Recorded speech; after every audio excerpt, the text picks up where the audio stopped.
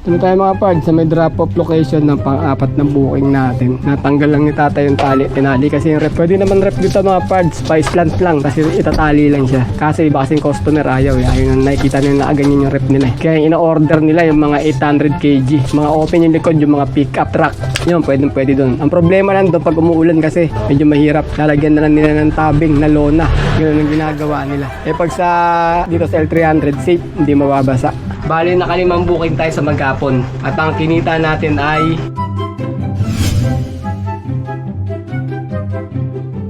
good day mga pard! Today is another booking day na naman tayo. May 3, Friday ngayon. First booking natin from San Bartolome going to Antipolo sa halagang 768. Ang layo ng pickup location ay 1.8 km. Papunta na kami sa may pickup location. Ito tayo mga pard sa may first booking natin. Tawagan natin wala sa labas eh. Hello ma'am. Ma'am, nasa may labas na po kami. Number 8 brown na gate. Sige ma'am, okay ma'am. Mga tela.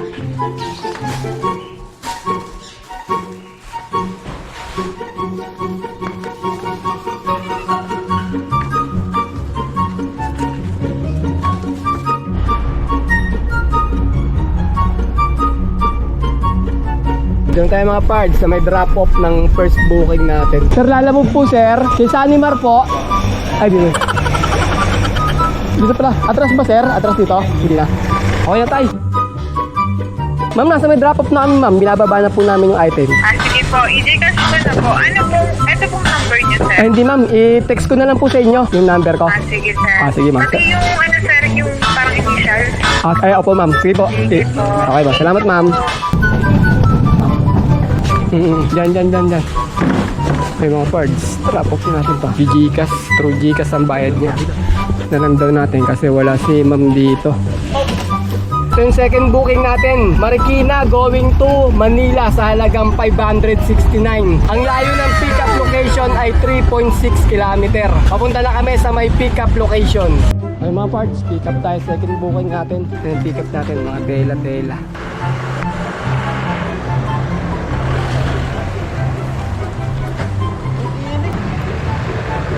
Eh, ito sa inyo po vlog, lalo mo, pwede ba yun? Oo. Ano mo, masaya sakit eh. Ay, picture. Wait lang, harap niyo sa akin. Paano mo mapanood tayo?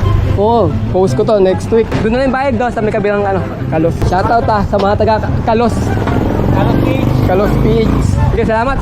Ang layo ng drop-off ng second booking natin ay 21 km. Alright, let's go. Drop-off tayo mga pards, second booking. Ma'am, lalamove po, deliver. Kailan po yan? Yung kay Erickson po. Dito sana. Patahiyag pala ito ng mga jersey. Magkano po sir, alam mo? 569. Pwede 500 na lang. Saka yung 69 dyan boss eh. Shoutout na lang kayo. Hila.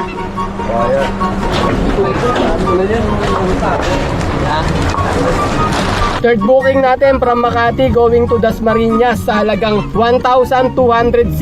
Ang layo ng pickup location ay 1.8 km. Papunta na kami sa may pickup location. Pick up tayo mga parts. Third booking natin. Aircon. Yung natin dati yung mahaba. Pwede pa higayan tayo. Ito ba sir? Kaya sunod kayo sa akin. Gusto kami sa inyo. Oo, kasi susundin ko na yung nanay ko. Along the way naman sa ano lang. Sa May makapagal. Makapagal. Doon din naman daan. Nalapag ko lang. Tulak. Yan lang sir. Sige. Okay. Tulak. Ano na? Okay, na-pick up na natin yung third booking natin, yung aircon. Papunta tayo ng Dasmariñas, Cavite. Ang layo ng drop-off location natin ay 30 km. Alright, let's go! Dito tayo mga parts sa may Molino 3, Bacoor. Malapit na tayo sa may drop-off location natin. Pagtawid dyan, paliparan na eh. 3.7 km na lang. Pinapadaanan na pala tong flyover na to dito sa may Tanghari. Hindi lang tayo nakadaan dito sa flyover na to eh.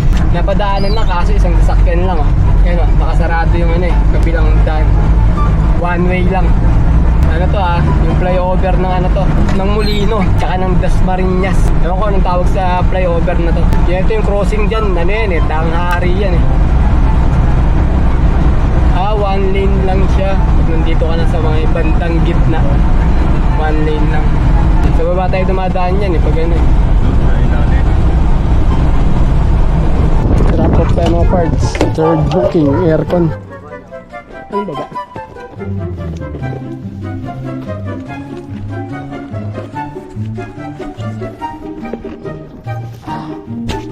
Tuwa nga.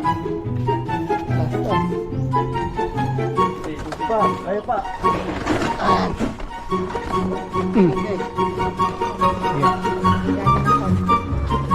Okay, pa. Batamaan yung ano, batamaan ha, malaglag. Okay. Pa-picture na nga mama.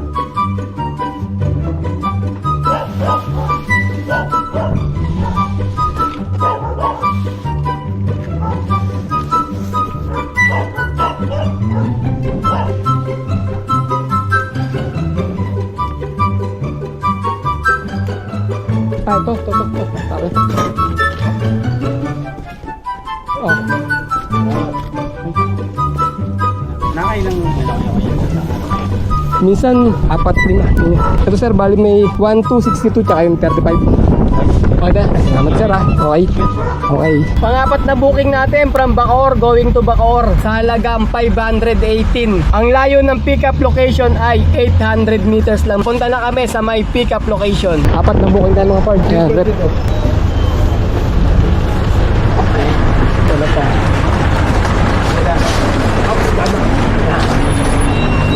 Konti na lang. Ayan. sabi mo. Ayop ka. Yes ka. Diyan ka na, Chad, oh. Ano mo ito upuan?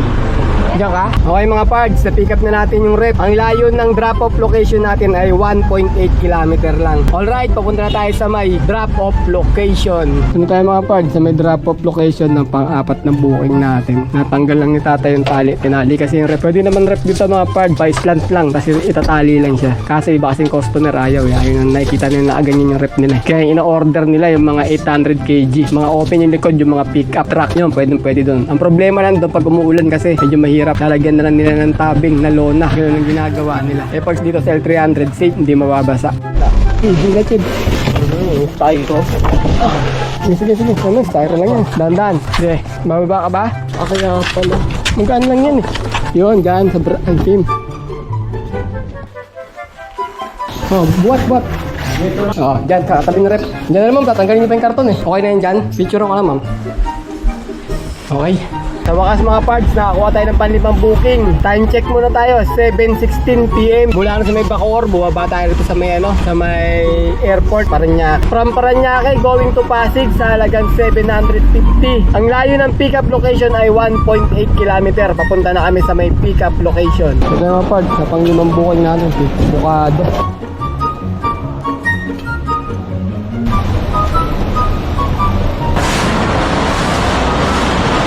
Yun.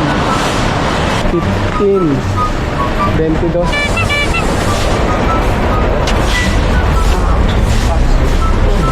Okay mga pards, papunta tayo ng drop-off location. Ang layo ng drop-off ay 17 km. Alright, let's go! So tayo mga pards, drop-off ng 5 bukal natin. Ayun sir, 22 slot na yan. Karton. Saan yung pinikap na boss? Sa sa may Skylander, sa airport, Cebu Pacific. Wala na tayo. Ano pala? Pero sir, tignan ko ulit. Kalimutan ko. So, sir, 750. 750. Yan lang. Okay mga pards, income reveal ulit tayo ngayon. Nakamagkano ba tayo sa maghapong biyahe natin kay Lala Move? At ang kinita natin ay 3,100 mga pards. Pagkatapos nakakuha kami ng 200 na tip. 3,100 plus 200 equals 3,300. Pagkatapos bawasan naman natin ng 1,000 na diesel at 200 na pangkain. Bale 1,2 yan mga pards. 3,300 minus 1,2 equals 2,100. Ayun mga pards, naka 2,100 tayo na malinis. Labas na rin yung pang diesel, pangkain, saka yung commission nila Lamove. Yung pang PIP booking pala natin, nahirapan tayo kumuha nun mga pards. Kasi yung pang-apat na booking natin, natapos yata tayo ng mga 5:30 sa may Bacoor, Cavite. Ngayon, nagabang kami doon hanggang inabot kami ng 6:30. Wala kami nakuha, kaya bumaba kami sa may airport. Pagdating sa may airport, nagabang din tayo ng mga 1 oras mahigit doon mga pards bago tayo nakakuha ulit ng booking. Mabuti nakakuha pa tayo ng booking kasi yung 4 na booking namin parang kulang pa yung kita namin nun eh. Kaya pinilit namin makakuha ng pang-5 booking. Buti nakakuha tayo mga parts. Kaya medyo maganda yung kinita natin sa araw na to. O paano? Ayun lang Kita-kita na lang ulit tayo sa mga susunod ko pa mga video. Maraming salamat!